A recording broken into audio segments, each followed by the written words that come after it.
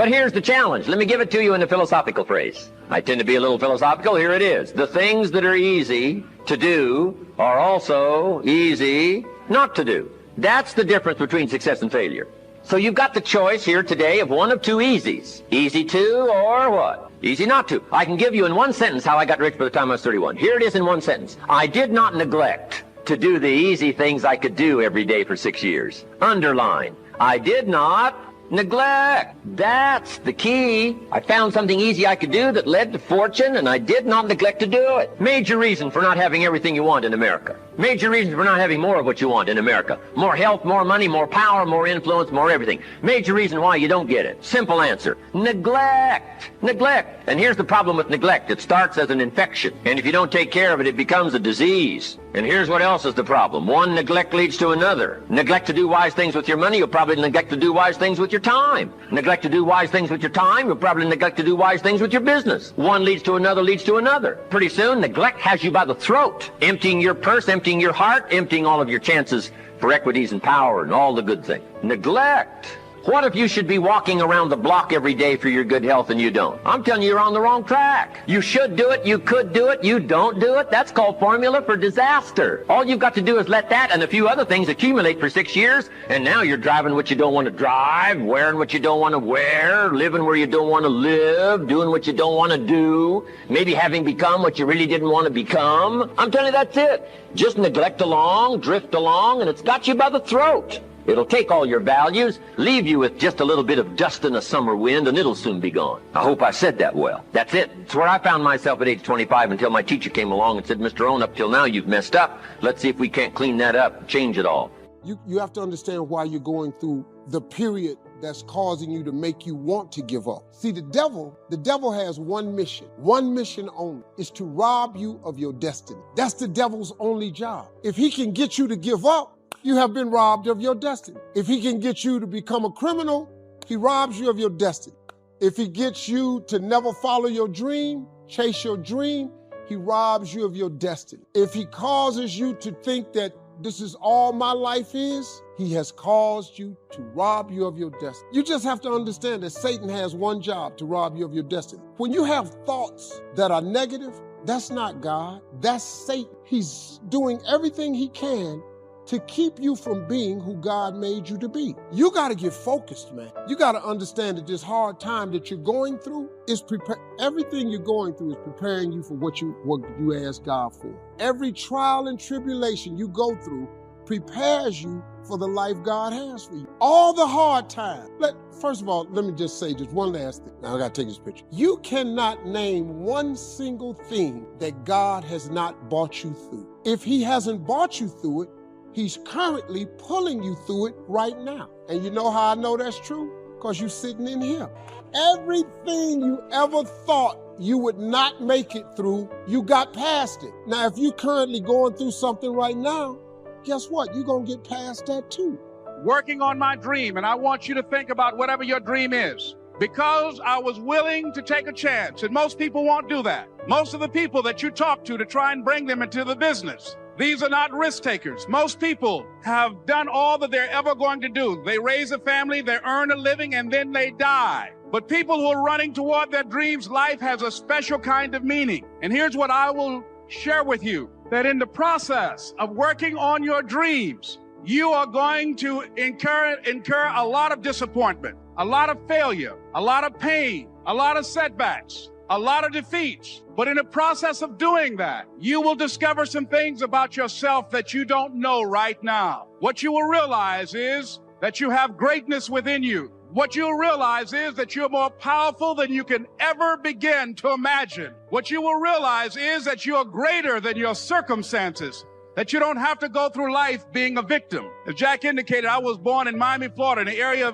called Liberty City, in an abandoned building on a hard linoleum floor with my twin brother. We were 6 weeks of age. We were adopted. When I was in 5th grade, I was identified as EMR, labeled educable, mentally retarded, put back from the 5th grade into the 4th grade, and stayed in that category until I got out of high school. I don't have any college training, but I met a high school teacher who one day changed my life. I was waiting on another student, and when he came in, he said to me, "Young man, go to the board and write what I'm about to tell you." And I said, I can't do that, sir. He said, "Why not?" I said, I'm not one of your students.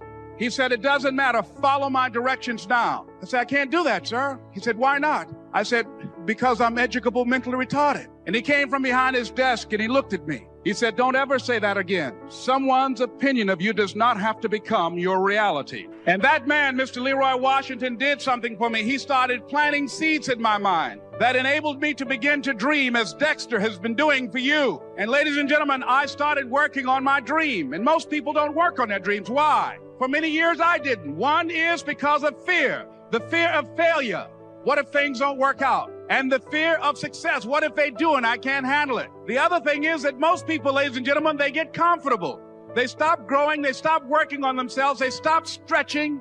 They stop pushing themselves. And they end up becoming very cynical about life. And they throw in the towel on themselves, on their families, and on their dreams. And the other thing is that most people don't feel worthy. What I'm doing now, I could have been doing years ago. But because I did not have a college education, because I didn't believe in myself, because I allowed other people's opinion of me to control my destiny, I didn't act on my ideas. So I applaud you for your dreaming, for your running toward your dream. I applaud you for believing in yourself, because that's what life is about. Stretching and challenging, looking for ways that you can begin to improve yourself. And ladies and gentlemen, as a result of stretching out, of acting on my dream, and I don't know what that dream is for you, I can tell you that it's possible. No one could have convinced me that after just over 6 years, I will have my own book entitled Live Your Dreams.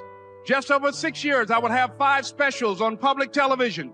Just over 6 years, I've done motivational speaking for AT&T, Procter & Gamble, McDonald's Corporation, Xerox, IBM. Just over 6 years. I will now have my own talk show that will premiere on Monday, Labor Day. I'm saying to you, your dream is possible. Your dream is possible. But not only is it important that you believe and begin to know that it's possible for you to live your dream as you run toward it, but I've done something that I want to share with you called Choosing Your Future. In fact, I've developed a set of tapes talking about how to begin to create your own reality by choosing your future. And not only is it important for you to know it's possible for you to choose your future, but it's necessary that you work on yourself, that you develop yourself. It's necessary that you get the energy drainers out of your life, people who don't want anything, people who are not striving, people who are not challenging themselves, people who aren't growing, people who have stopped dreaming. It's necessary that you align yourself with people and attract people into your business who are hungry, people who are unstoppable and unreasonable, people who are refusing to leave life just as it is and who want more. My mother used to say, birds of a feather flock together. If you run around with losers, you will end up a loser. It's necessary that you get the losers out of your life if you want to live your dream.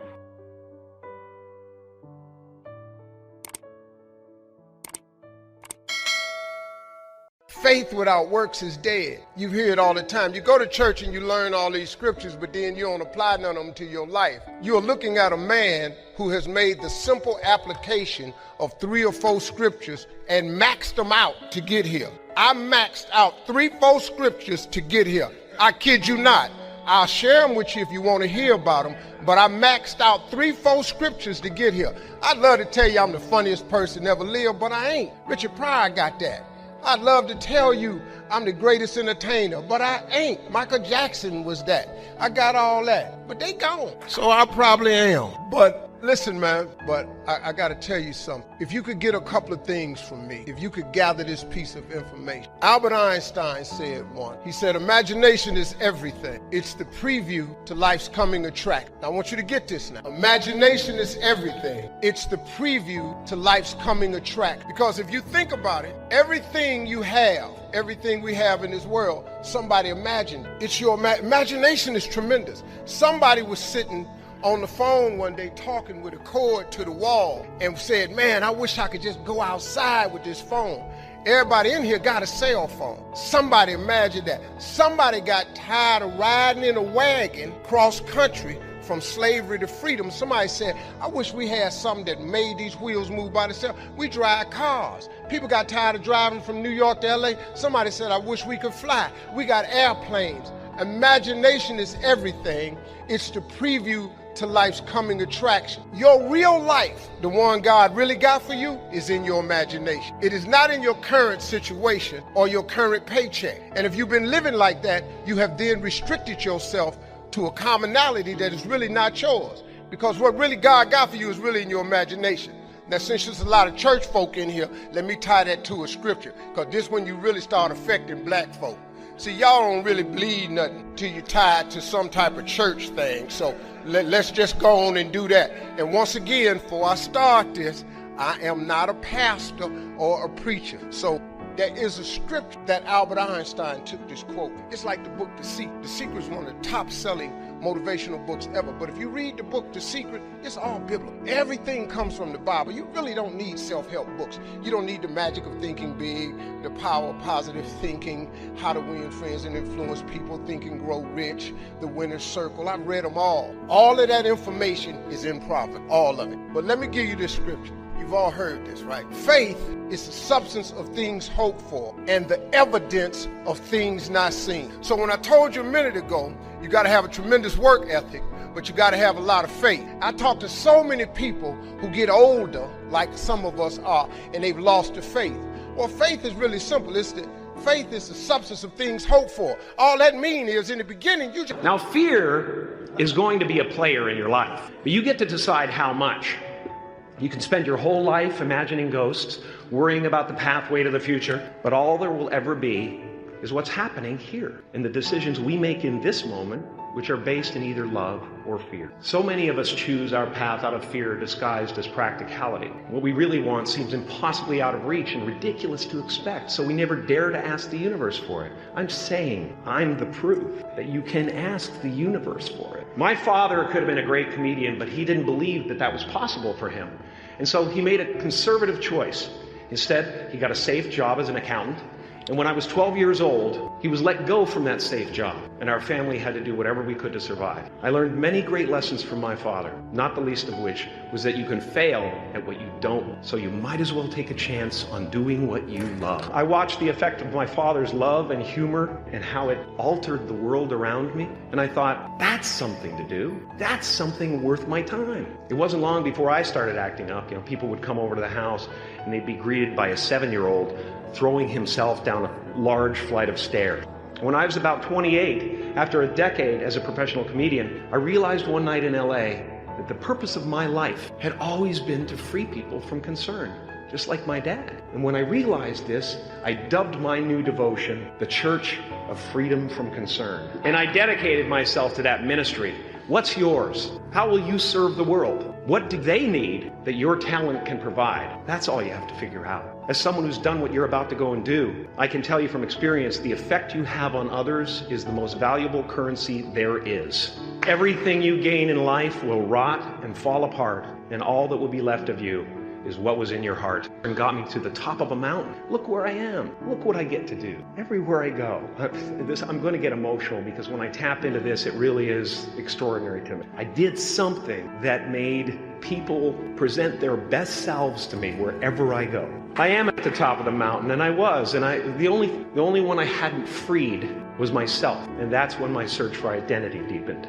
I wondered who I'd be without my fame. Who would I be if I said things that people didn't want to hear? Or if I defied their expectations of me? What if I showed up to the party without my Mardi Gras mask and refused to flash my breasts for a handful of beads? But you guys are so ahead of the game. You already know who you are. And that peace that we're after lies somewhere beyond personality, beyond the perception of others, beyond invention and disguise, even beyond effort itself. You can join the game, fight the wars, play with form all you want, but to find real peace, you have to let the armor go. Your need for acceptance can make you invisible in this world. Don't let anything stand in the way of the light that shines through this form. Risk being seen in all of your glory. I enjoy connecting with people and ideas, and I have a mission statement. So every year for probably the past 10 years, I've worked out a mission statement for myself. And for the last few years, the mission statement has stayed the same, and it's been improve lives, right? So when I go into something, I'm looking for how the quality of this piece could potentially improve lives. But it's all along the way. It's when you make the movie and how you're interacting with people in the process. And, you know, the concept of improving lives runs through the center of everything I do. And then I realized that the way to improve lives is to continually improve yourself, right? So with that, every morning when I get out of the bed, you know, I haven't fixed everything in the world yet, so there's always something to do. And in this film, I read an interesting quote for the Siddhartha Gautama, the Buddha. He said that good people have to get out of the bed every day and try to empty the ocean with a ladle, right? And I thought that was, you know, I knew that was profound, and I paused for a second and I said, all right, what the hell is a ladle? You know, as the mentality of how you wake up every day to try to do good in the world. So for me, I'm really driven by continually trying to elevate my mind and elevate my spirit and care for my body, and to be able to love as many people as effectively as possible with this mystery of life that I've been given.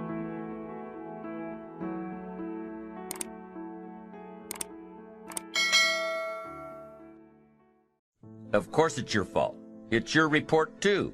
It's your responsibility to see that everyone you delegated work to does their part. Now, you can't control what others around you do, but it's in your own best self-interest that you stay on top of things, especially if it's going to affect your future. You think your boss cares that John didn't do his part? You think he sees John as the bad guy? Of course not. All he sees is that the report isn't done. Bottom line, be responsible for the things that affect you. You can make sure you're more responsible by checking in with those people who are working with you, the people who make up your team. You can be more responsible by saying, hey, John, how are you doing with your part? Do you need some help? Can we put somebody else in here to help you finish? Now, if John consistently doesn't handle his part, you've got to replace John. If he isn't doing his share, you've got to find somebody that will. Or what? It will negatively affect you. You can't wake up in the morning that the project is due hoping and wishing that John has done his part. No, you've got to be responsible because it's going to affect your career too. Now, my approach to my better future very early on in my career was to just go through the day with my fingers crossed. And I used to say something like, I sure hope things will change for the better. Then here's what I found out. They're not going to change. Somebody says, well then, how will my life ever change? Answer, when you change. When you change, when you get better, it'll get better. If you change, it'll all change. Don't put it on someone else. Hope that someone else will change it for you. Take responsibility for yourself. Take personal responsibility.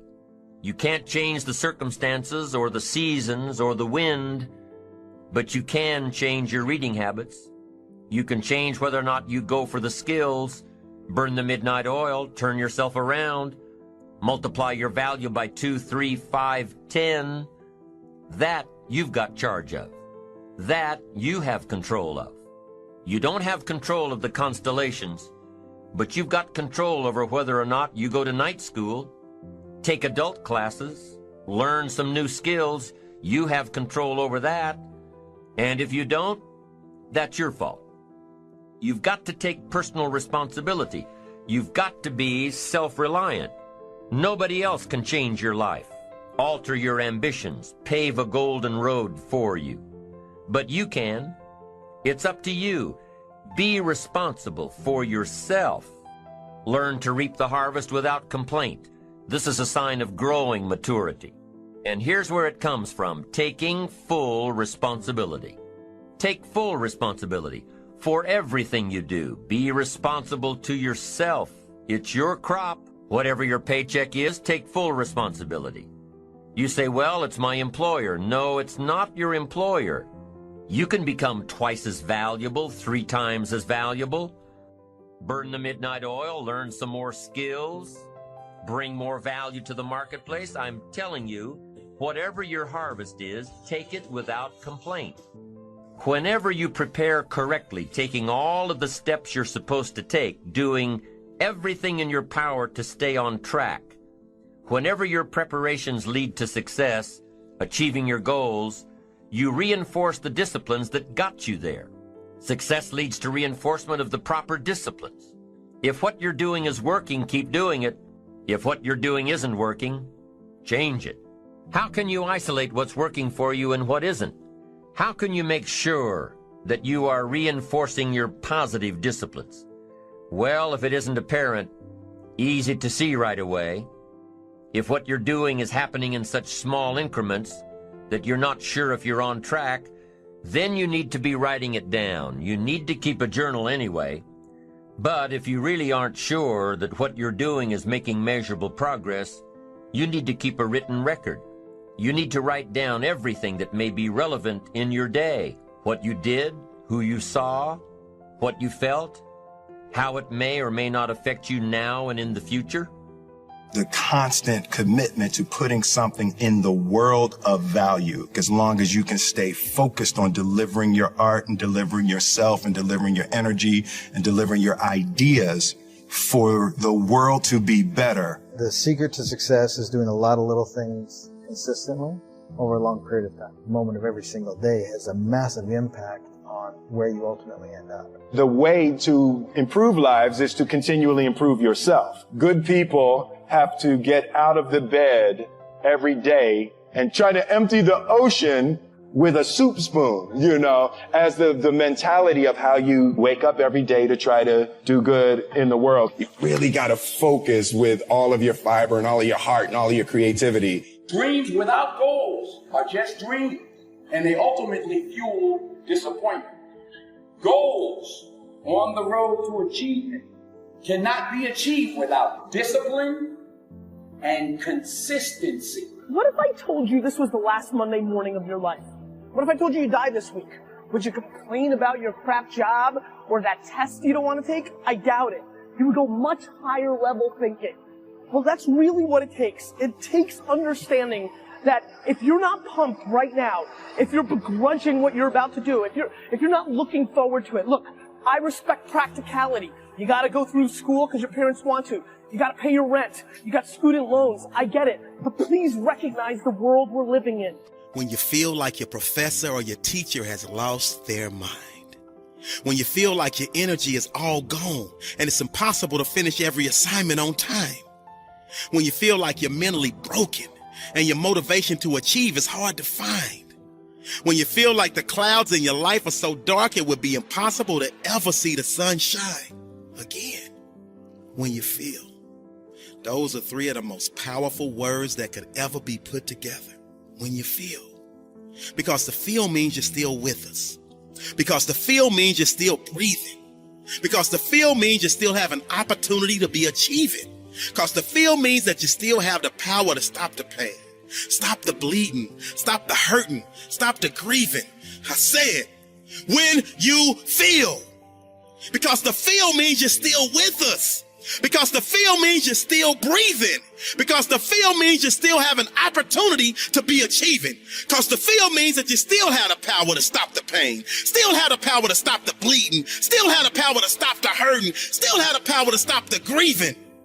So whenever you feel like your professor or teacher has lost their mind, because they're overwhelming you with a workload that seemingly will take up all of your time, I need you to pause and recall the reason why you made the choice to invest your time. And never lose sight of the fact that you were destined to shine. Never lose sight of the fact that you were made for this grind. Never lose sight of the fact that no hole is too deep for you to climb up out of. And above all else, your why will never ever allow you to withdraw.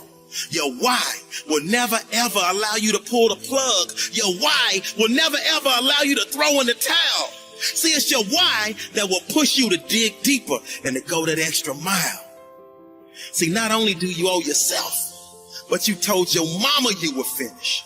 You told your daddy you were finished. You told your brother you were finished. You told your sister you were finished. So therefore, it's up to you to never diminish the value of your word. And a wise man once gave me a wise word, and now I'm passing these wise words on to you. You are in total control of your situation.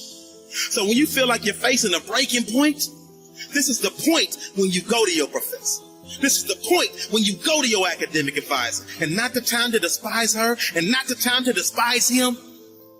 Simply say, I am in this until I walk across the stage with my diploma. I am in this until I smell the sweet aroma of success. And right now, I'm feeling overwhelmed because I am on academic overload. Do you have any suggestions that will help me power through this semester? Because my only option is to figure this out. And whatever it takes, I can, I will, and I must do. See, I understand that drastic times call for drastic measures. And the measure of a person's will is determined by what they are willing to do to ensure triumph over tragedy. The measure of a person's will is determined by what they are willing to do to ensure success over failure. The measure of a person's will is determined by what they are willing to do to ensure winning over losing. And see, right now, I'm choosing to fight for my academic future, and that's why I came to your office. I promise. When they see that your passion is pushing you with a purpose, they will give you every ounce of their being to assure you are successful because they know you're worth it. I just need you to never forget that you're worth it. Success is your baby. You just gotta birth it and then kick back and enjoy the fruits of your labor. But in the meantime, I need you to pull up your sleeves. I need you to tighten up your boxing gloves because you're right in the middle of a heavyweight boxing match. And life is trying to take your title, and your survival in this academic arena is at stake.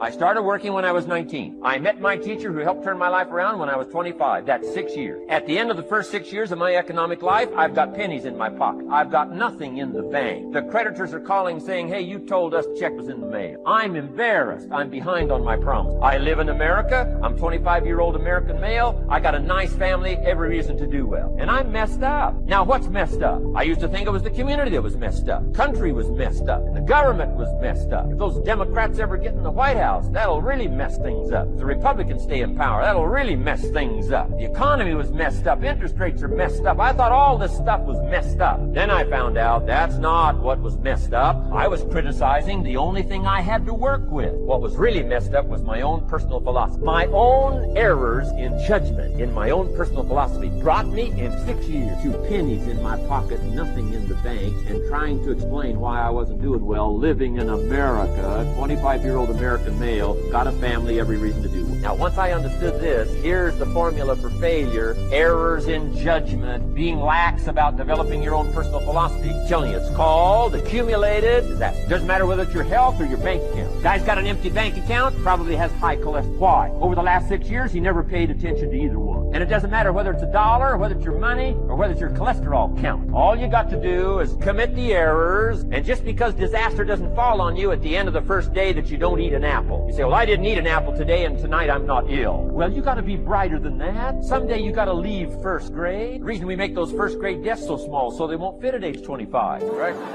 You don't belong here anymore. Come on. Now let me give you the secret to success. Formula for failure: a few errors in judgment repeated every day for 1 month starts the week, starts the disaster process. You can imagine what happens. Now here's the formula for success: a few simple, disciplined practice every day. You've started a whole new process called a whole new life. Simple, disciplined practice every day. And if you decide today to go for the apple instead of the Hershey bar, I'm telling you, you have begun the process of turning your life. And if you keep up that process, not only with your health habits, but with your money habits, and with your communication habits, with your sales habits, management habits, and every other habit that you got, if you'll start that process, eliminate the errors and replace it with disciplined practice, I'm telling you, you can start this process of life change immediately. After today, you don't ever have to be the same again. Only by choice. You don't have to walk out of here the same as you walked in. Only by choice. You can start a whole new process. You say, well, Mr. Rohn, is it that simple? Yes, it's that simple. Where else would you start but with an apple? You don't have to start with something staggering. What if you should be walking around the block for your good health and you don't? What'll that do in 6 years? I'm telling you, the word is disaster. You could and you should and you don't. Here's an even stronger word. You won't. mean, don't might mean you're careless. Won't probably means you're stubborn. And either one's called disaster. Could, should, don't. I'm telling you, that's why at the end of 6 years, I found myself with pennies in my pocket, nothing in the bank, creditors calling. Here's the other thing. Let us say together, it's possible. It's necessary.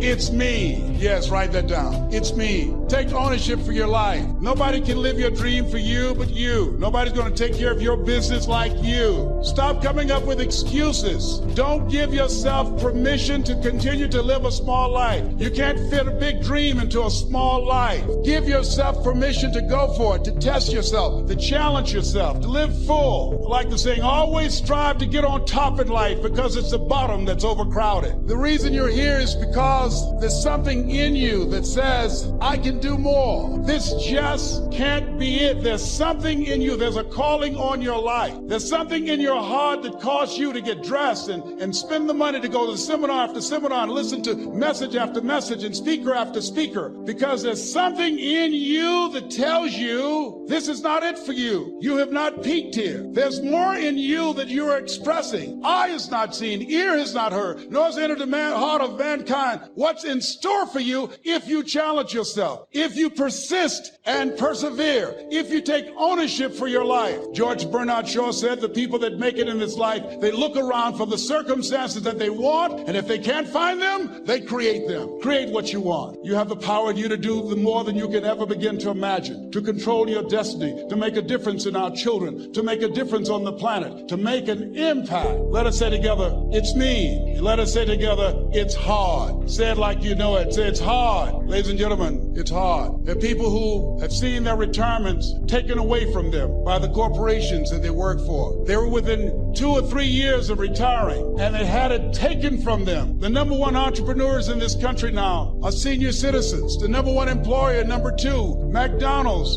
and Walmart. And there's nothing wrong with those jobs. I guarantee you those people did not have a plan to end up living their lives at the end of life with those types of jobs. And they didn't have a plan like you have, and while you're investing in yourself, not to. And it's hard. There are people making choices between purchasing prescription drugs or paying for gas or a mortgage note. It's hard when you're working on a job for 20 years, 30 years. Give them some good years, and then they come in and tell you, we've downsized. In other words, you're fired. And then you have to start all over again. How many of you know it's hard? Raise your hands, please. You have to resolve yourself today that you're going to win in business, that you're going to dominate, that you're not average and ordinary. There has to become a point where you make a decision. We're going to dominate. We're here to win. We are not here to play. And you got to have a company that decides it's going to win. And that takes some intestinal fortitude. It takes a decision, and it takes you being evangelical about your cause. So you can get all these emotions you want, but as a man, you still got to win. To be what you're worth, you still got to win, right? And that's what I want you to get out of today. You got to decide you're going to win. If you're going to win in your family, you're going to win in your personal life. I'm where I'm at because I just flat decided I'm going to be a player. I just decided it. I'm not special. I come from a Velcroed Mercedes. I come from a dysfunctional family, but I decided at some point I get to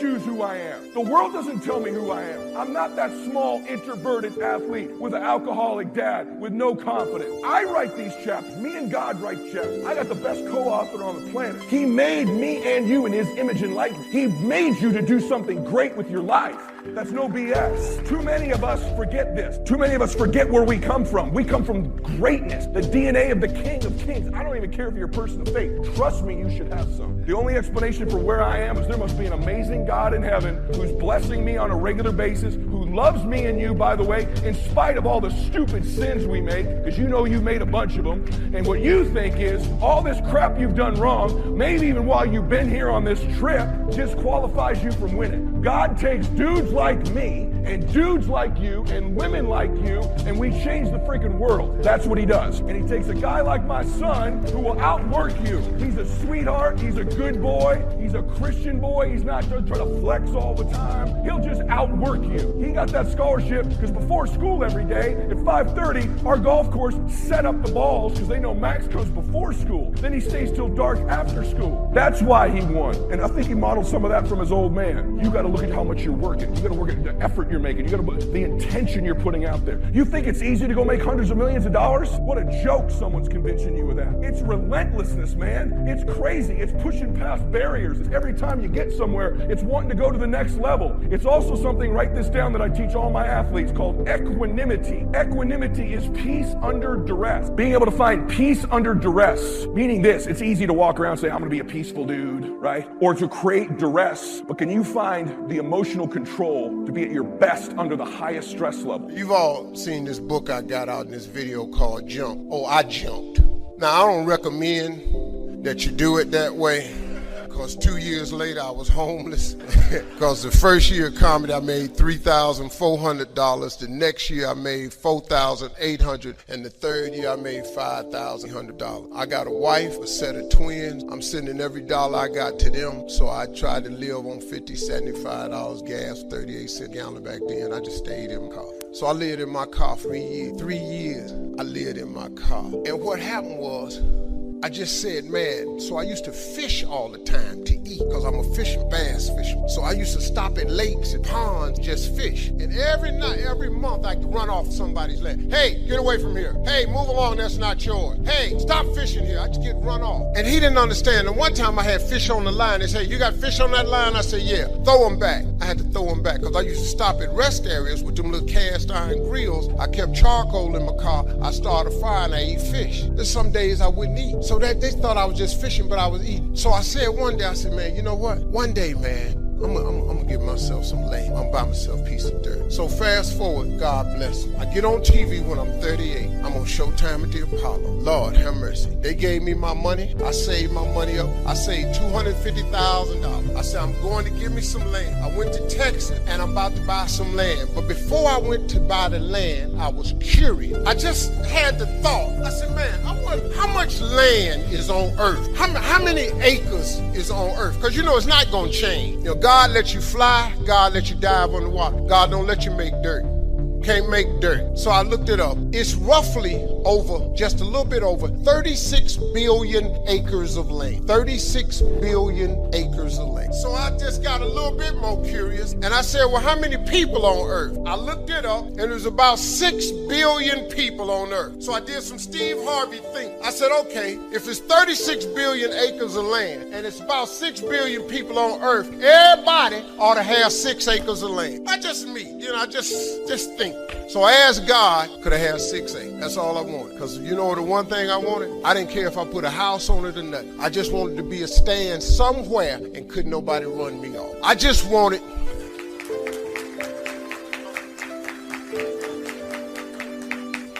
You know, man, I was in a world of hurt. I was so sick of just getting run off every time I stopped.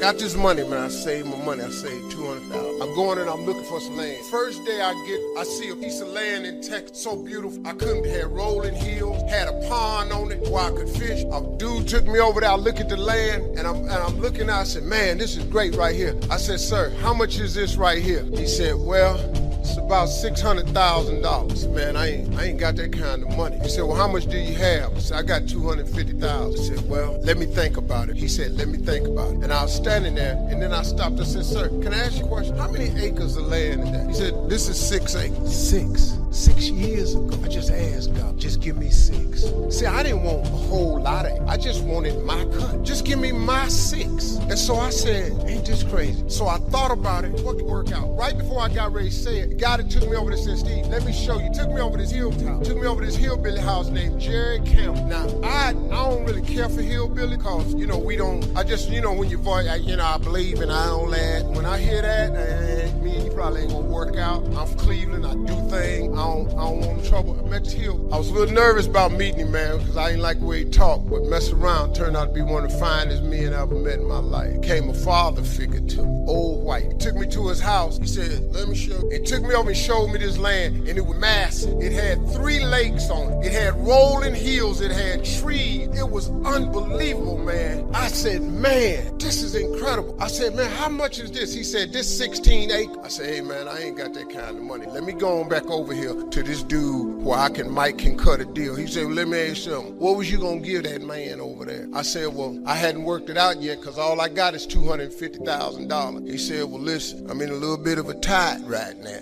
He said, if you can bring me $250,000 cash by tomorrow, I'll give you this 16 acres. I showed up next day, $250,000.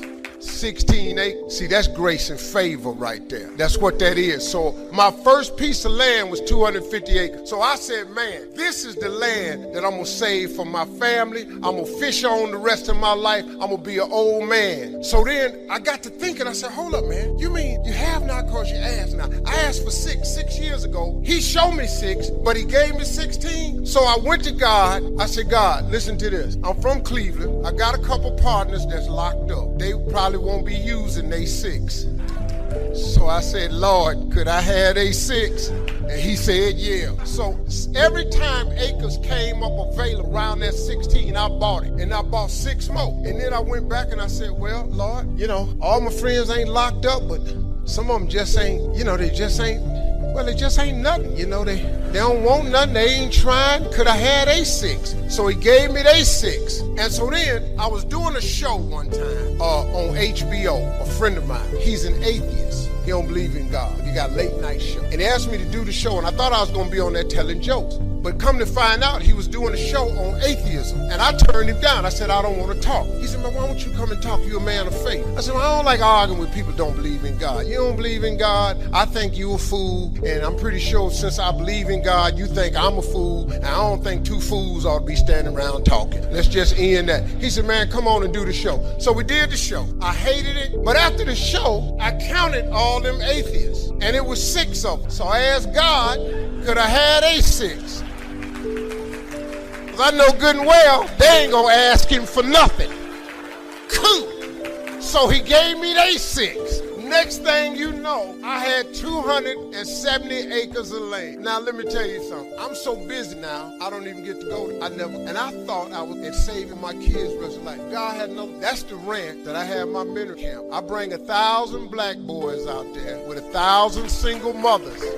And that was the purpose of that ranch.